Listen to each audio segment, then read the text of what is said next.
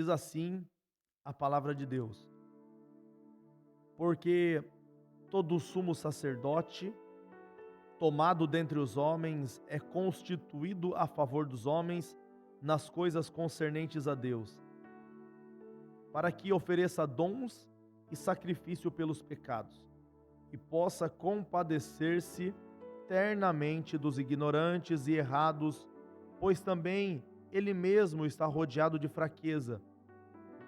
E por esta causa deve ele, tanto pelo povo como também por si mesmo, fazer oferta pelos pecados. E ninguém toma para si essa honra, senão o que é chamado por Deus, como Arão. Assim também Cristo não se glorificou a si mesmo, para que também para se fazer sumo sacerdote, mas glorificou aquele que lhe disse: Tu és o meu filho, hoje eu te gerei. Como também diz em outro lugar: Tu és sacerdote eterno, segundo a ordem de Melquisedeque, o qual nos dias da sua carne ofereceu com grande clamor e lágrimas, orações e súplicas ao que podia livrar da morte. Foi ouvido quanto ao que temia. Ainda que era filho, aprendeu a obediência por aquilo que padeceu, e sendo ele consumado, veio a ser a causa da eterna salvação para todos os que lhe obedecem. Chamado por Deus sumo sacerdote, segundo a ordem de Melquisedeque. Amém? Curva a sua cabeça, vamos orar, por gentileza. Senhor Deus, obrigado, ó Pai. Estamos gratos a Ti por essa noite, por essa oportunidade, por esta palavra, Senhor. Pedimos a Ti, ó Deus, que o Senhor fale ao nosso coração mais uma vez, ó Pai. Nossos corações, ó Pai, assim como a terra seca, Senhor, está sedento, ó Deus, pela revelação da Tua palavra, ó Deus, por Tua voz, ó Deus. E essa palavra aberta nos cura, Senhor, essa palavra aberta limpa os nossos corações, nos livra dos nossos maus, ó Deus. Essa palavra, Senhor, é o remédio para a nossa alma, Senhor. Por isso, ó Deus, fala conosco nessa noite, toca o nosso coração. Senhor Deus, limpa as feridas, ó Pai. Salva, ó Deus, as multidões, ó Deus, desse mundo, através da Tua palavra, Senhor. E nos usa aqui hoje, ó Pai, como um instrumento, ó Pai, como uma ferramenta do Senhor, ó Pai, para falar com o Teu povo. É o que te pedimos, ó Pai, por graça e por misericórdia, no nome de Jesus, o Teu Filho. Amém e amém. Irmãos, nós iremos falar hoje acerca de Jesus como sumo sacerdote e da sua superioridade como sumo sacerdote. Nós sabemos que a carta aos Hebreus, ela vem nos informar acerca da superioridade de Cristo, a supremacia de Cristo. Nós estudamos aqui, né, alguns dos tópicos dessa carta, e nós podemos aqui citar alguns deles. Por exemplo, logo no capítulo 1, a Bíblia fala que Jesus é maior do que a lei, Jesus é maior do que Moisés, Jesus é maior e é superior do que Josué, Jesus é maior. O pacto de Jesus é o pacto eterno, enquanto o pacto da antiga aliança era um pacto transitório. Amém?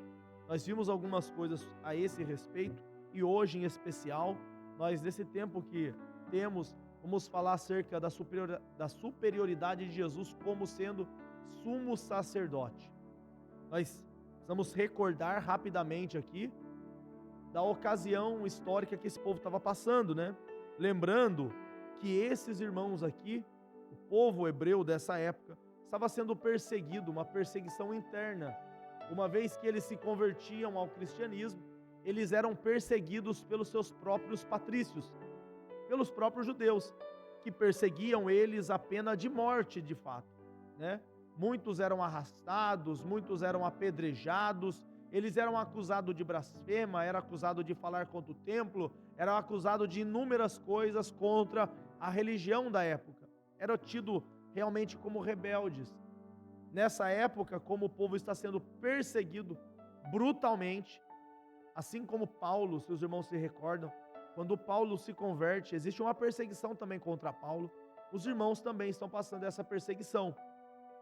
Lembrando aqui nessa perseguição os irmãos estão sendo dispersos, cada um está aí sendo esparramado para um canto, e no meio dessa provação, no meio dessa luta, alguns irmãos estão retornando atrás, não estão perseverando na fé, não estão perseverando na paciência dos apóstolos, não estão perseverando na doutrina, não estão perseverando na crença em Cristo Jesus.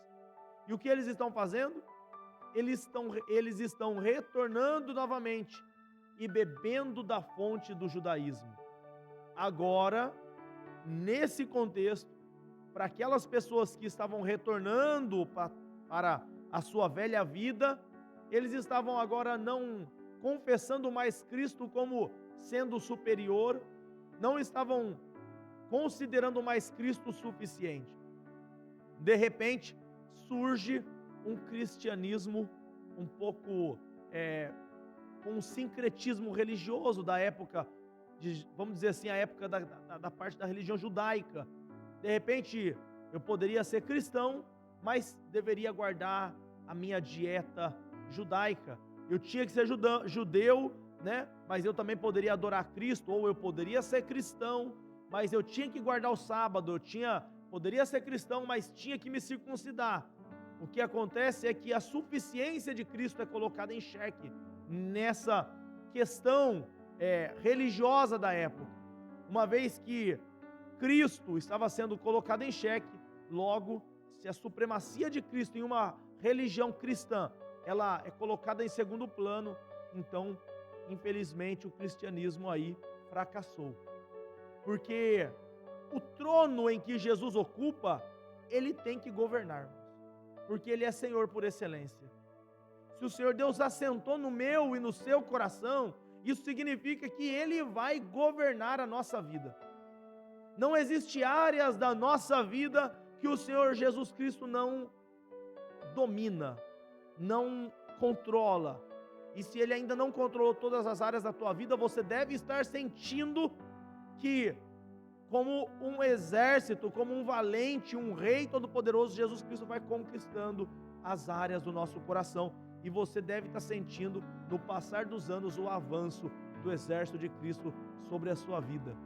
De repente, a gente coloca alguns arames farpados em algumas áreas do nosso coração e diz assim: olha, aqui ninguém entra, nessa área ninguém entra, nessa área ninguém ocupa. E quando a gente menos imagina, Cristo vem e bombardeia aquela área, e você está abandonando aquela prática, você está esquecendo aquele vício, você está deixando de lado aquela situação, porque Cristo alcançou a nossa vida. Então, aonde Cristo chega, ele reina, porque ele é supremo. E a nossa fé, irmãos, a nossa fé é uma fé, nós somos cristãos que professamos a fé em Cristo em risco da nossa vida. Nós temos que lembrar que os irmãos no passado, que se batizavam na igreja primitiva, eles não simplesmente davam um mergulho na água, mas uma vez que eles se tornavam cristãos e faziam parte da família dos cristãos, eles colocavam a sua cabeça a risco. Eles estavam agora fadados a perder tudo que tinham, as suas propriedades, seriam perseguidos, os filhos talvez seriam lançados como escravo ou em alguma arena, eles seriam chacota para o povo. E por isso, nós precisamos, no nosso tempo, nessa geração, rever a nossa fé. E olhar para dentro de nós mesmos, como diz o texto da Santa Ceia, não por acaso.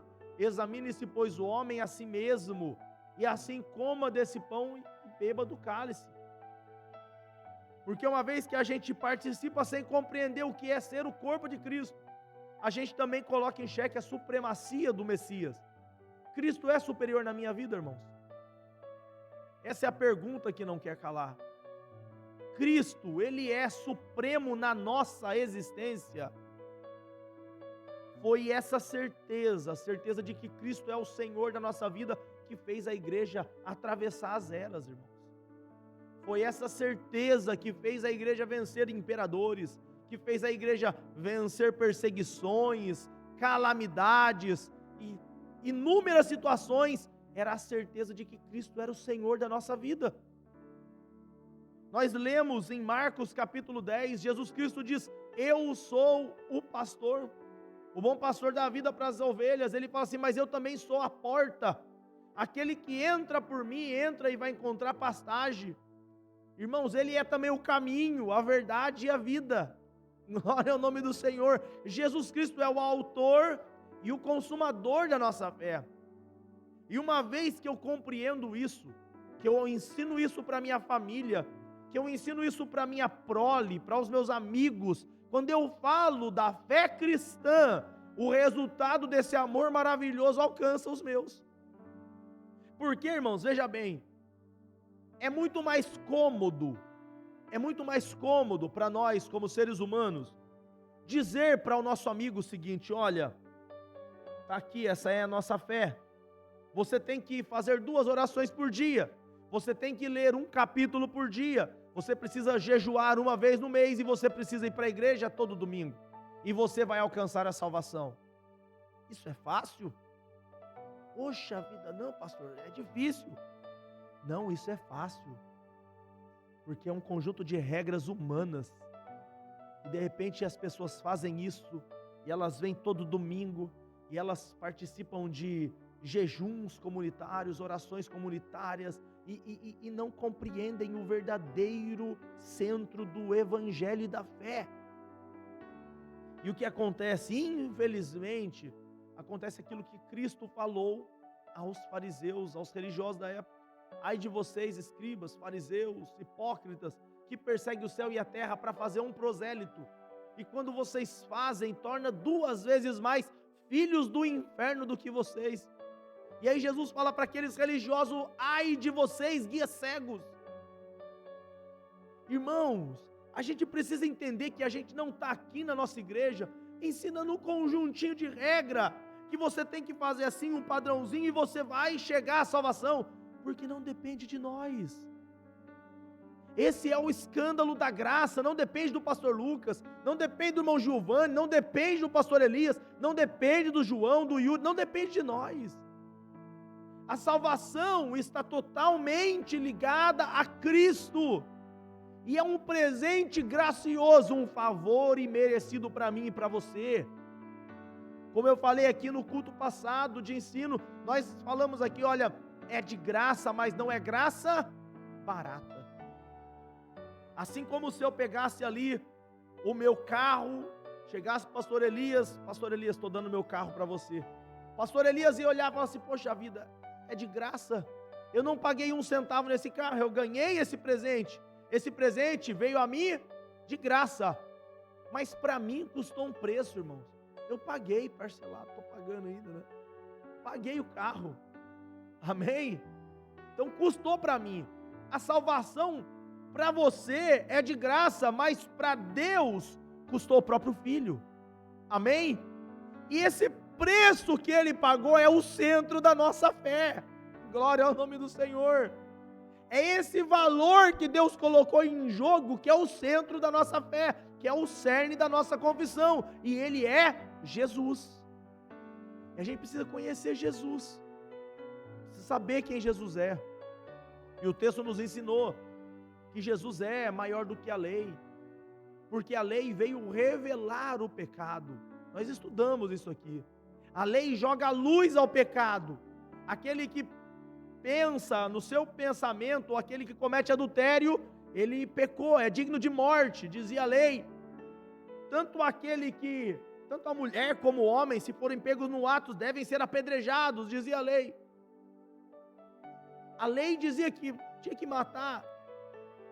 Não existia uma solução eterna para aquela situação. A lei mostrava, jogava luz ao pecado. A lei dizia: olha, é pecado roubar. Mas existiam ladrões. E tem uma frase do direito que diz assim, que não é porque a lei existe que os delitos não são cometidos. A lei existe, não existe, irmãos? Mas as práticas, os reatos, as situações difíceis acontecem. Pessoas vendem droga, pessoas estão cometendo inúmeros crimes nesse momento. A lei existe. A lei serve para punir e mostrar e revelar quem é o culpado. E a lei revelava o culpado, mas e Cristo, irmãos? Cristo não revela, não coloca em evidência o pecador, mas Cristo soluciona o problema do pecador. Glória ao nome do Senhor. Ele é a porta pela qual os pecadores arrependidos entram e encontram descanso. Jesus é maior do que Moisés, a letra, a palavra de Deus diz a nós. Porque Moisés era o mordomo da casa de Deus, como diz as Escrituras. Agora Cristo, quando apareceu o próprio Filho. E o texto nos mostra, irmãos, veja bem, é a mesma coisa de eu estar em uma fazenda gigantesca e ter ali dentro daquela fazenda um grande mordomo, uma pessoa que cuida de tudo. Aquela pessoa é importante, aquela pessoa tem um determinado respeito, um determinado valor, mas quando chega o filho do dono, irmãos, glória ao nome do Senhor, diante do filho do dono, o mordomo será sempre o servo, glória ao nome do Senhor. E o texto nos diz que Jesus é filho de Deus, superior, portanto, a Moisés. O texto nos diz que Jesus é superior a Josué, sabe por quê? Porque Josué deu um descanso temporário, introduziu o povo na Canaã terrena, temporária. Passaram-se os anos e até hoje a terra é motivo de conflito, descanso temporário. Mas o nosso Jesus, irmãos, glória ao nome do Senhor, preparou para mim, para os irmãos, um descanso eterno. Glória ao nome do Senhor, Ele é superior. E agora o escritor faz questão de nos mostrar a superioridade de Cristo em relação ao sumo sacerdote. Porque se existia uma pessoa importante na época da lei, essa pessoa se chamava sumo sacerdote. Uma vez por ano se apresentava no Santíssimo Lugar para oferecer a Deus em favor do povo sacrifício pelo pecador. Então essa pessoa era uma espécie de uma figura emblemática daquele povo, como se ele carregasse todo o povo nas costas. O sumo sacerdote entraria ali naquele local, no Santíssimo Local, no santo lugar, para oferecer a Deus o sacrifício. Só que o texto vem nos informar, e nós lemos aqui, né? O texto vem nos informar algumas coisas acerca da superioridade de Cristo em relação ao sumo sacerdote. Lembrando que no capítulo de número 4, no versículo 14 até o versículo 16, eu gostaria de ler isso para os irmãos. A palavra de Deus nos diz: visto que temos um grande sumo sacerdote, obrigado, visto que temos um grande sumo sacerdote, Jesus, Filho de Deus, que penetrou nos céus, retenhamos então firmes a nossa confissão, porque não temos um sumo sacerdote que não possa se compadecer das nossas fraquezas, porém um como nós, em tudo foi tentado, mas sem pecado. Cheguemos, pois, com confiança ao trono da graça, para que possamos alcançar misericórdia e achar graça, a fim de sermos ajudados em tempo oportuno. Amém? Eu gostaria de jogar luz a uma palavrinha aqui, nesse texto do capítulo 14, que vai nos ajudar a entender o capítulo 5. A Bíblia diz assim que Jesus, olha o que diz o texto: porque não temos um sumo sacerdote que não possa compadecer-se das nossas fraquezas, porém um que como nós em tudo foi tentado, mas sem pecado. Porém um que como nós, amém, irmãos? Como nós. Isso significa que Cristo, Ele foi 100% homem. E Cristo também foi 100% Deus. Agora, como 100% homem que foi, Ele se compadece das nossas fraquezas, e eu falei aqui no último culto, porque Ele foi uma criancinha de 2 anos. Ele sabe o que é aprender a andar. Ele foi uma criancinha de 4 anos, Ele sabe o que é aprender as primeiras palavras. A Maria e o José levaram Jesus no primeiro dia da escola. Jesus sabe o que é ficar na escola o primeiro dia e ver os papais indo embora. A gente tem uma visão de Jesus, apenas aquele Jesus dos 30 anos em diante, mas a gente se esquece que Jesus também foi um garotinho de 10 anos, que às vezes queria brincar com o papai, mas o papai estava na carpintaria, que às vezes queria brincar com os amiguinhos, e os amiguinhos o desprezavam, tinha sempre aquele o dono da bola, né? Jesus passou por essas fases, irmãos. Jesus é como nós, aleluia. Isso aqui é de grande valia para a nossa fé. Entender que Jesus se identifica comigo e com você. Entender que Jesus Cristo ama as crianças porque Ele sabe o que é ser criança. Jesus Cristo ama os adolescentes porque Ele sabe o que é ser um adolescente. Jesus Cristo sabe o que é ser jovem, como eu falei aqui. Alguém fez uma piadinha com Jesus. Será com quem que Ele vai casar? Ixi, com quem será? Olha, sabe essas coisas de criança, irmãos? Jesus era como nós, irmãos. Eu não quero aqui, em misericórdia, acrescentar palavras ao texto sagrado, mas é um princípio da exegese bíblica que diz assim: tudo o que está escrito aconteceu, mas tudo o que aconteceu não está escrito. Não, Jesus teve uma vida normal, como uma pessoa comum, como um ser humano comum, porém sem pecado, e por isso Ele se compadece de nós. E Jesus é esse sumo sacerdote que se compadece. Por isso a nossa oração deve ser uma oração sincera, um coração rasgado, sem máscara diante do nosso meigo Jesus. Sabe por quê? Porque é como se a gente chegasse para Jesus às vezes com grandes e lindas palavras, de uma maneira engessada diante do nosso Deus Todo-Poderoso, o nosso meigo Cristo, e Ele fala assim: para, rapaz, eu sei o que é estar na tua situação. Sabe aquele dia que você chega cansado da tua casa, que às vezes você não tem vontade de dobrar o joelho, às vezes discutiu com a mulher, o filho está só a benção, sabe aquele dia que você não quer? E depois você vai para a oração, sabe, Deus está falando assim: olha, para de procurar palavras, abre o seu coração para mim, eu sei o que é passar por isso, eu sei o que é viver essa vida. Jesus se compadece de nós, irmãos, porque Ele é superior, amém? E o texto nos vai dizer: porque todo sumo sacerdote tomado dentre os homens é constituído a favor dos homens nas coisas concernentes a Deus, para que ofereça dons e sacrifício pelos pecados. Eu gostaria de fazer atenção aqui à palavra em favor dos homens. O sumo sacerdote da antiga aliança tinha sido constituído e estabelecido por Deus não para destruir os homens, não para matar os homens, mas para que existisse uma figura entre Deus e os homens que fosse a favor dos homens. Agora, o nosso Cristo, irmãos, é superior do que qualquer sumo sacerdote. E a boa notícia é que Cristo é a favor de nós. Amém? Cristo é a favor de nós. Irmãos, por isso Cristo é o cerne da nossa fé. Porque Cristo é a favor de nós. Cristo é a favor da igreja. Se Deus é por nós, quem será contra nós? O texto diz: aquele que nem mesmo ao teu próprio filho poupou, antes o entregou, não nos dará também com ele todas as coisas?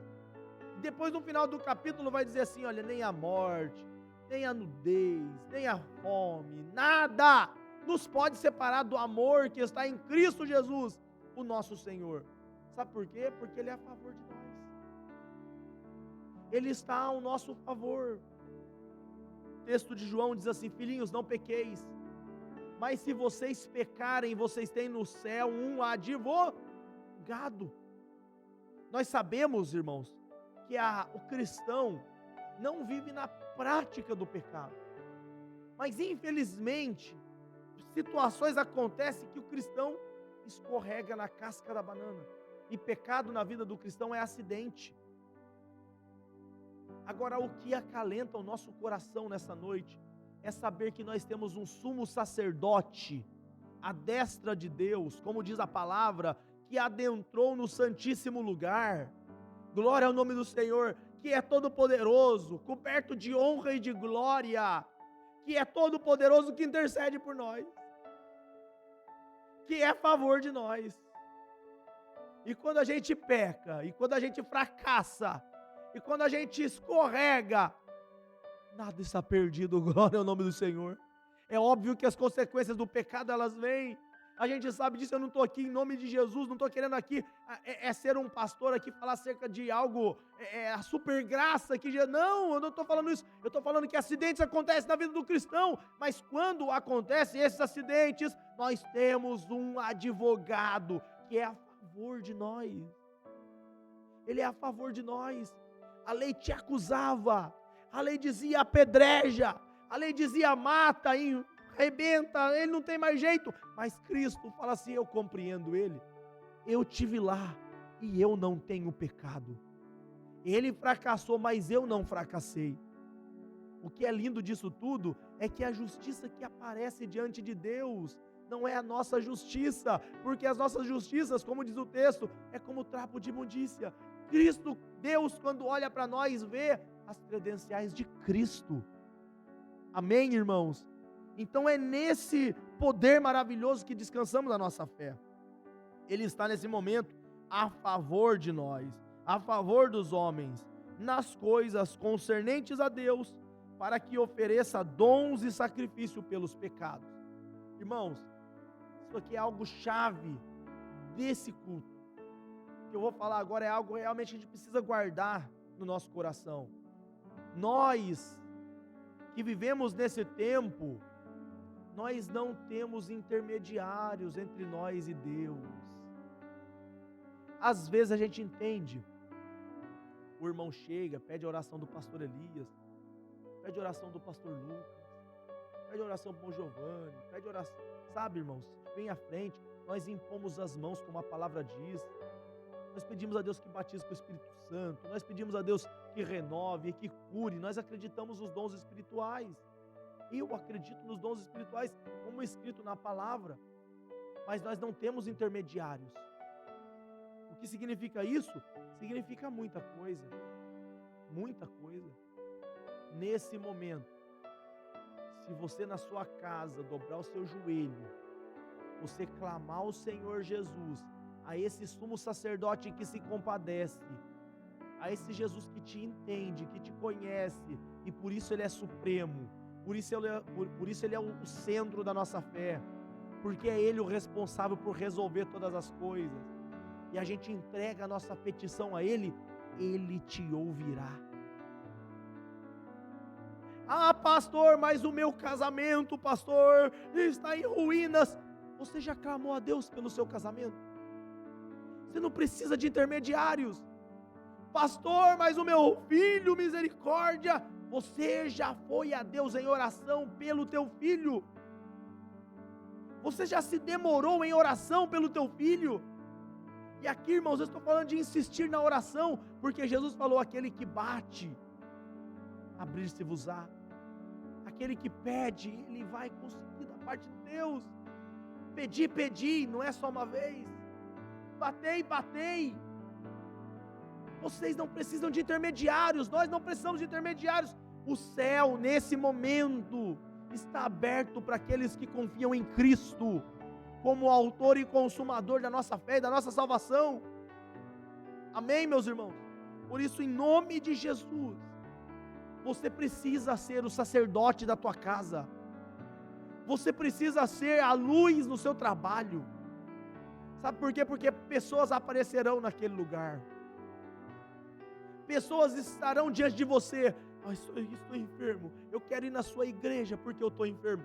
Negativo, você não precisa ir na igreja.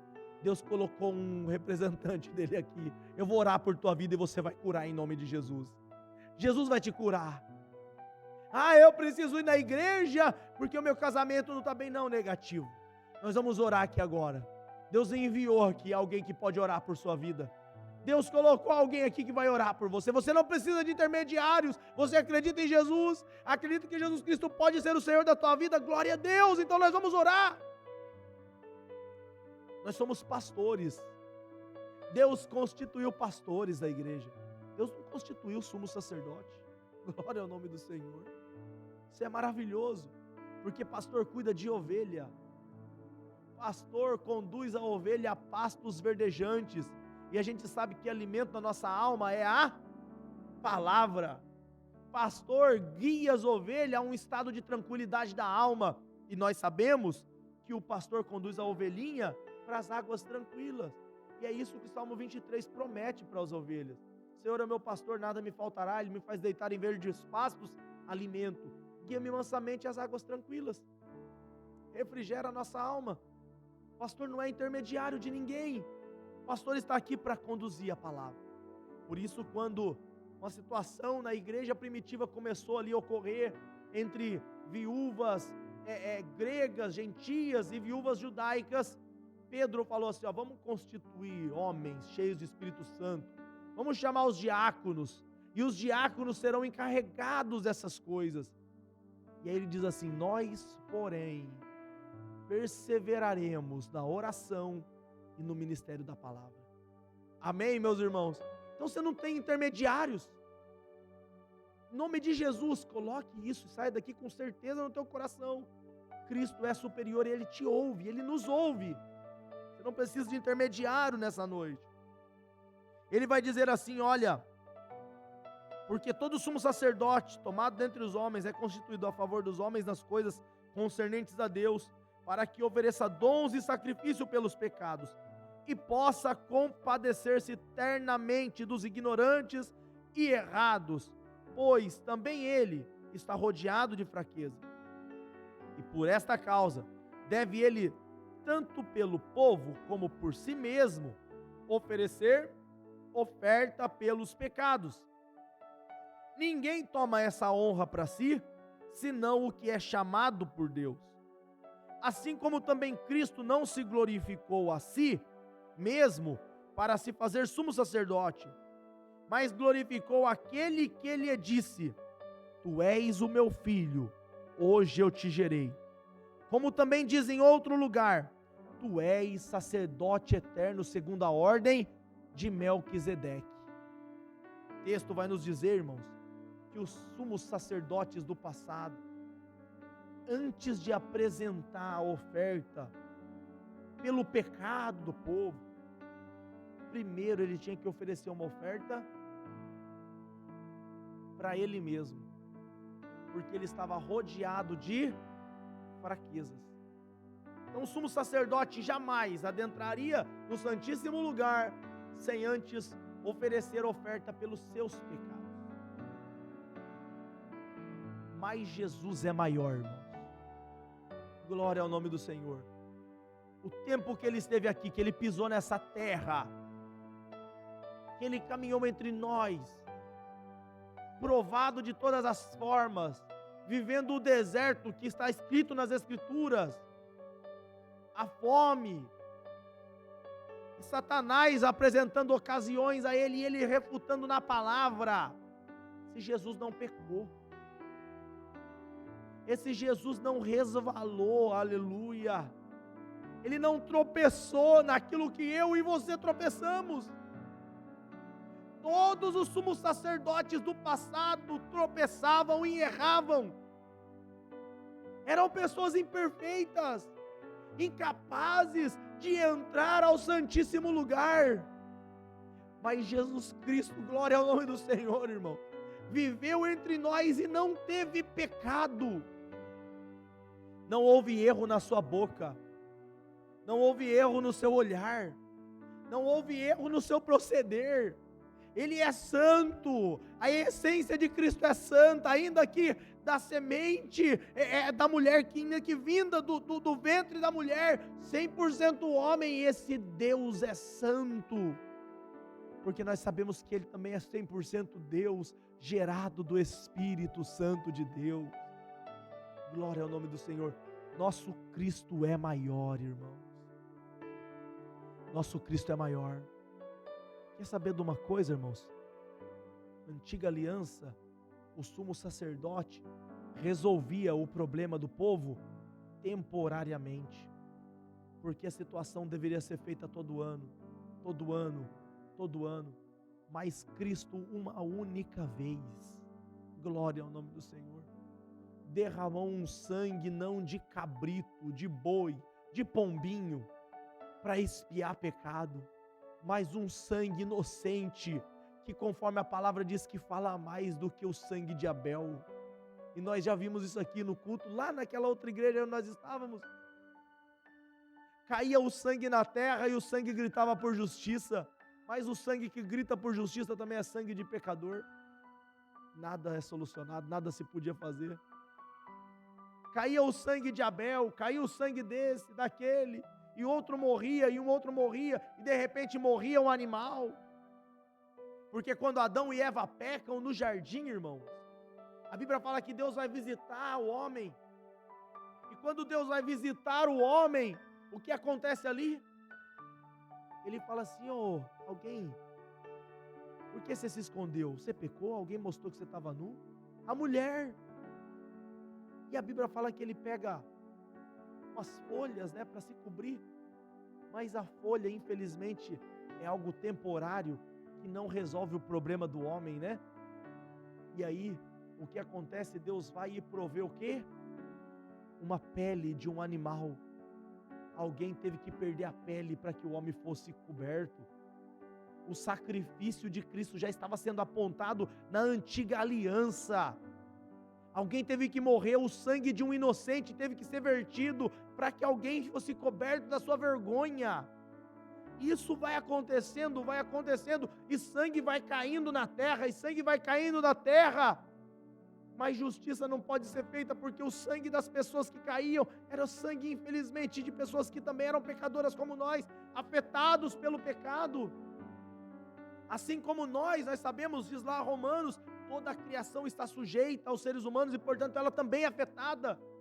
Todos nós afetados pelo pecado. Mas um dia, glória ao nome do Senhor, o sangue do inocente Jesus foi cravado, irmãos, naquela cruz. Enquanto ele passava, o sangue dele ficava no chão, e aonde pingava aquele sangue excelente e maravilhoso, o sangue dele gritava, aleluia, justiça, justiça. E quando o sangue do inocente gritou, irmão, Satanás, a morte, perderam totalmente o controle da situação, porque aquele sangue era sangue inocente, aquele sangue era sangue do Filho de Deus, sem pecado. Jesus Cristo é maior, irmãos. Jesus Cristo é superior a todo sumo sacerdote, maior. Irmãos, em nome de Jesus, pensa, quem para você foi um pastor de referência? A gente faz isso, a gente tem essas práticas, não é, irmão Giovanni? Olha, o meu pastor lá de Portugal, olha o meu pastor lá do Brasil, aquele lá, sabe esses pastores de referência? Irmãos, Jesus é o nosso pastor, irmão. Sabe, a gente pode até amar pessoas, nos identificar com pessoas que nos ajudaram na caminhada, mas a raiz da nossa fé precisa ser o meigo Jesus, o doce e amável Jesus. Ele é o sumo sacerdote por excelência. E aí o texto diz assim: ninguém toma essa glória para si, senão o que é chamado por Deus, como Arão. Ele está usando aqui a figura do sumo sacerdote para apresentar Cristo, porque a gente sabe que toda a antiga aliança aponta para Cristo, assim como todos os caminhos levam a Roma, diz o ditado, toda a palavra aponta para Cristo. E quando a gente vê aqui, ele vai falar assim: ninguém toma essa honra para si, mas tem que ser chamado. E essa chamada não diz respeito à pessoa que se joga, não, é Deus que chama. Por isso, irmãos, que infelizmente na igreja, no cenário cristão, evangélico, tem muitas pessoas que quebram a cara no que diz respeito à sua chamada. Às vezes tem uma vocação, algo dentro dele que diz: olha, você é pregador, você tem o dom da palavra, você tem o dom da intercessão, você tem o dom de cantar. Ele tem aquela vocação interna, mas é necessário o chamado. A gente vê na pregação de Estevão, em Atos dos Apóstolos, ele diz assim: Moisés pensava que era naquele tempo em que ele vai julgar a causa das pessoas do Egito, que Deus ia fazer ele se tornar juiz. Ele não contava com 40 anos no deserto. Ele não contava com a preparação que Deus tinha para a vida dele. Ele tinha uma vocação, mas não tinha uma chamada. Agora, quando Moisés, depois de 40 anos, pastoreando as ovelhas do sogro, totalmente desacreditado, Deus vai ter um encontro com ele e vai fazer a ele uma chamada. Ninguém, irmãos, ninguém toma essa honra para si. Ministério, chamada de Deus é para aquele que Deus capacita, para aquele que Deus convida. Por isso que às vezes, irmãos, sabe, eu já vivi isso na minha igreja, lá em Pindamonhangaba, no tempo que eu pastoreei, que eu congreguei lá com o pastor José Ivanildo Anacleto. O pastor era uma bênção, irmãos, só que o pastor não pregava. Uma bênção de um pastor, mas o pastor não pregava. Ele falava sempre para nós: não, eu não tenho o dom da palavra, meu negócio é pastorear, eu não tenho o dom da palavra. E as pessoas criticavam o pastor: esse pastor não prega na igreja, esse pastor, misericórdia, mas esse pastor, e as pessoas criticavam o pastor José Ivanildo Anacleto, ficava apontando o pastor. Irmãos, nós reunimos o grupo de jovens da igreja, eu era líder de jovens da época, eu e o Thales, que os irmãos conhecem, meu cunhado, nós éramos líderes dos jovens e falamos assim: olha, independente se o pastor prega ou não, pastor, nós estamos aqui. Se o senhor não pregar, mas quiser dar oportunidade para os jovens pregam. E aí, irmão, sabe, às vezes um obreiro saía, outro obreiro foi para outra igreja, aí ficou só os jovens. O resultado daquele tempo com o pastor José Ivanildo Anacleto foi que eu me tornei pastor. Thales, presbítero, glória ao nome do Senhor. Ítalo, diácono da igreja. Jair Júnior, pastor de igreja. Sabe, irmãos, Deus fez os meninos ser pastor, pela vida de um homem de Deus que dizia que não sabia pregar, mas ele pregava mais com a vida do que com a palavra, meus irmãos. Sabe o que isso ensina para nós? Que ninguém toma essa honra para si. Às vezes a gente é muito orgulhoso e fala assim: eu não estou preparado para pregar, mas quem falou que Deus está contando com a tua prática, está contando com a sua habilidade, está contando com o seu jeito de falar, está contando, eu sou gago, mas quem falou que Deus está colocando em conta isso aí? Deus não olha para as nossas fraquezas físicas, irmãos. Ninguém toma essa honra para si. Deus chama e pronto, acabou. Se Deus te chamou, não coloque empecilhos na chamada que Deus tem para a tua vida. Ninguém toma essa honra para si. Se Ele deu é porque é um presente que Ele escolheu. Porque foi assim com Jesus. Irmãos, quem glorificou o Filho foi o Deus Pai. E o Filho, ele tem a mesma substância de Deus. Ele é eterno, assim como Deus, aleluia. Ele é onisciente, onipresente, assim como Deus. Mas o texto de Filipenses 2 diz que ele não teve por usurpação ser igual a Deus, mas aniquilou-se a si mesmo. E por isso a palavra diz que o Deus Pai o glorificou acima de todo nome. Glória ao nome do Senhor. E o texto vai dizer: ninguém toma essa honra para si. Como diz em outro lugar: tu és o meu filho, hoje eu te gerei. E aqui, meus irmãos, ele vai utilizar uma palavra lá do livro de Salmos para embasar a filiação de Cristo Jesus, sendo Cristo Filho de Deus. E por isso o nosso sumo sacerdote é supremo e é excelente, porque ele é o Filho de Deus. Ele é o Filho de Deus. No entanto, estava lá João Batista, e batizava um, mergulhava e saía, e batizava outro, mergulhava, e assim a Bíblia fala que as multidões iam até ele, até o dia que aparece Jesus. Glória ao nome do Senhor. Jesus chega ao pé do ouvido e fala assim: ô João, deixa por agora, porque João fala assim: olha, eu que preciso ser batizado pelo Senhor, e é o Senhor que vem a mim. Ele fala assim: é necessário que se cumpra toda a justiça, deixa por agora, João, deixa por agora. E lá vai João, batiza o santo, meigo, poderoso Jesus, e o próprio João vai falar assim: eis o Cordeiro de Deus que tira o pecado do mundo. Não é expiação, não é esconder, não é tapar, não é colocar por baixo do tapete, como os homens colocam. E por isso o meu e o seu Jesus é especial. E por isso essa palavra acerta o meu e o seu coração, porque Cristo tira os seus e os meus pecados.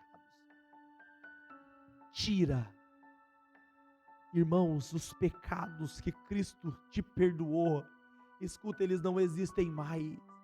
Eles foram removidos. Ele tem a borracha que apaga sem deixar marca. Ah, glória ao nome do Senhor. Pode ser que alguém fala: ah, mas minha história está marcada, a minha vida está marcada. Irmãos, está marcada para você, porque para Deus algo novo se faz quando Ele te perdoa. E a boa notícia é que esse sumo sacerdote da ordem de Melquisedeque, que não tem começo, não tem fim, que aparece na história sem genealogia, mas que é rei de justiça e rei de paz, esse sumo sacerdote lança no mar dos esquecimentos os nossos pecados, e dos nossos pecados ele não se lembra mais. Então, pelo amor de Deus, não faça Jesus recordar dos seus pecados. Aqueles pecados que ele apagou, que ele perdoou, já estão todos perdoados, já estão todos apagados. Jesus Cristo é sumo sacerdote, segundo a ordem de Melquisedeque. Não tomou glória para si, mas Deus o constituiu. Aleluia! Não significa que ele está em uma escala, Deus é maior do que ele, não. Eles são iguais na sua essência, mas ele não toma essa honra para si. Ele é o Deus que se fez homem, que habitou entre nós. E nós vimos a sua glória, a glória do unigênito Filho de Deus. Então, em nome de Jesus, nessa noite, precisamos ter a convicção que Cristo é o nosso sumo sacerdote. Que nós não temos intermediários entre nós e Deus. Que nós não estamos aguardando uma vez no ano, 2 vezes no ano, o sumo sacerdote adentrar no santíssimo lugar e as pessoas ficarem naquela expectativa pelo sacrifício que ele fazia, pelo dia da expiação. E nós não precisamos carregar pecados durante os muitos dias da nossa vida. Aleluia, glória ao nome do Senhor. Nós não precisamos acumular bagagem imprestável, porque Ele está à destra de Deus nesse momento. E a gente vai caminhando a cada dia. Quando a gente não entende que Cristo é supremo, sumo sacerdote, quando a gente não entende que Ele é o supremo Senhor da nossa vida, a gente acumula pecados na nossa vida. E a gente espera o culto de sábado, e a gente espera o culto de Santa Ceia, e a gente espera que o pastor vai fazer uma visita. Irmãos, nessa noite, aleluia, glória ao nome do Senhor, lance aos pés de Jesus o seu pecado, o seu fardo, lance aos pés de Jesus a sua tribulação, aquilo que te tira a noite de sono, aquilo que te tira a paz. Jesus Cristo está tanto, mas tanto com vontade de te perdoar, muito mais do que você com vontade de receber perdão. Ele te perdoa nessa noite, porque o sangue dele foi vertido na cruz por mim e por você. E depois de perdoados, não permanecemos no pecado para que a graça abunde, mas vivemos segundo a vocação que ele nos chamou. Ninguém toma essa honra para si. Se Cristo nos chamou, a gente agora vai responder ao convite da graça. De que forma? Vivendo para Ele, entregando-me para Ele, vivendo a minha vida para Ele, fazendo o meu trabalho para a glória dEle, criando os meus filhos para a glória dEle, fazendo o delivery para a glória dEle, trabalhando de pedreiro para a glória dEle, trabalhando de médico para a glória dEle, diante do juiz para a glória dEle. Glória ao nome do Senhor, porque é Ele que remove os nossos pecados. Nos coloquemos de pé nessa noite, por gentileza. No próximo culto, nós iremos falar sobre Cristo como sendo o sumo sacerdote da ordem de Melquisedeque.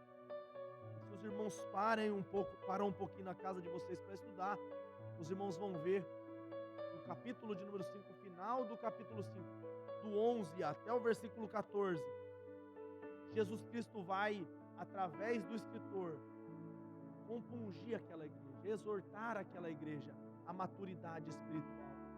Porque o escritor tinha muita coisa a dizer acerca do sumo sacerdote de Cristo da ordem de Melquisedeque.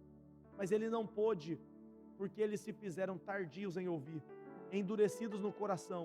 E o texto de Hebreus capítulo 6 vai dizer assim, olha, capítulo 5 vai dizer no finalzinho, era para vocês ser mestres pelo tempo, mas infelizmente eu preciso dar a vocês leite espiritual.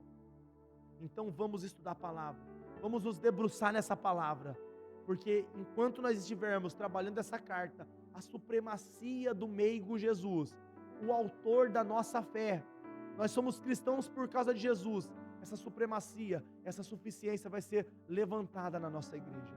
Amém, meus irmãos? E só depois da gente entender que Cristo é superior entre nós, é que a gente vai começar a trabalhar assuntos pontuais da igreja. Não tem como eu tratar pornografia se eu não tratar problema, a raiz do problema. A raiz do problema é que eu não reconheço Cristo como ser supremo. Não tem como eu tratar a falta de perdão se os irmãos não conhecem quem é o dono do perdão, que é Cristo. Então a gente precisa resolver isso. E uma vez que a gente coloca esse alicerce, nós vamos ter uma base sólida para a gente trabalhar na palavra acerca de muitas outras coisas que Cristo tem nos mostrado nas Escrituras. Amém, meus irmãos? Vamos orar. Eu queria chamar o pastor Elias para fazer essa oração e está finalizando esse culto. Amém?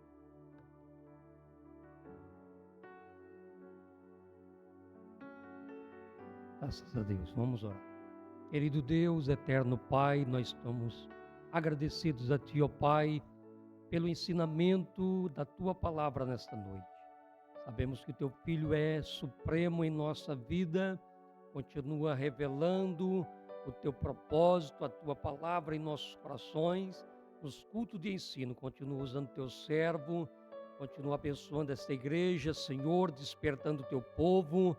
Continua, Pai, a nos guardar também, estendendo as Tuas mãos sobre aquela nação, o nosso país, o Brasil, sobre aqueles que estão sofrendo devido à calamidade. Querido Deus, socorre, estende as Tuas mãos. Pai Santo, nós Te louvamos por todas as bênçãos, pelos privilégios de estarmos aqui em paz nesta nação. Ó Deus, continua sustentando também esse país, essa nação, a cada lar, a cada família. Querido e eterno Deus, é o que nós pedimos e agradecemos em nome de Jesus, o Teu Filho amado. Amém.